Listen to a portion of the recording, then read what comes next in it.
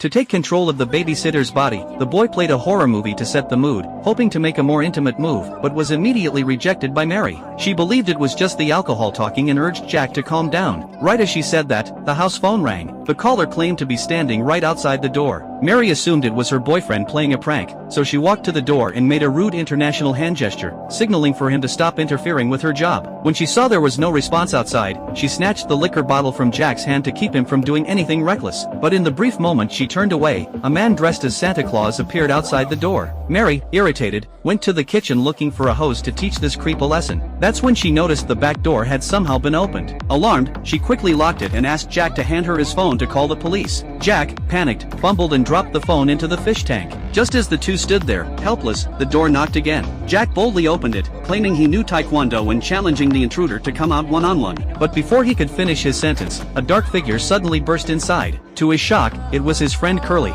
Mary, furious, said she thought it was a robber and nearly called the cops. Curly denied everything and said he hadn't even been in the backyard. That's when the sound of glass shattering came from upstairs. Mary grabbed a knife and led the two boys upstairs to investigate. The room was empty except for a brick lying on the floor. Realizing the intruder was still nearby, Mary tried to call the police, only to find there was no cell service. The landline was dead too, and even the internet was down. Wanting to do her duty as a babysitter, Mary decided to get Jack out of the house for now. But as soon as they reached the door, they discovered the car tires had been slashed. Left with no choice, Mary shut off all the lights and crouched by the window, watching for any movement. Just then, Curly walked up holding the same brick, now with a message on it: "Whoever leaves dies." At that moment, the car headlights outside suddenly turned on. Realizing things were getting dangerous, Mary signaled everyone to run upstairs and hide. Curly, clearly scared, made a break for the back door, but didn't make it far before he was attacked and fell to the ground. Panicked, Mary threw herself on top of Jack to protect him. Looking back, she noticed Curly still hadn't gotten up. She told Jack to run upstairs and find his father's gun for protection. Just as they stood up,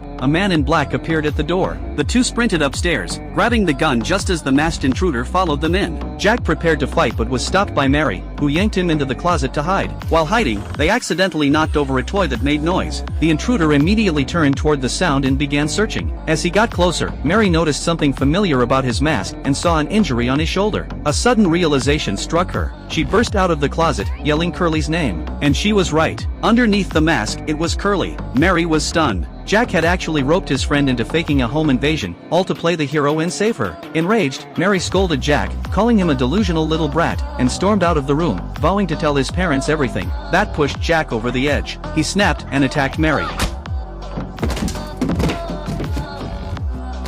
When she regained consciousness, she found herself tied tightly to a chair. Never in her life did she imagine two teenage boys could say such horrifying things, but it didn't stop.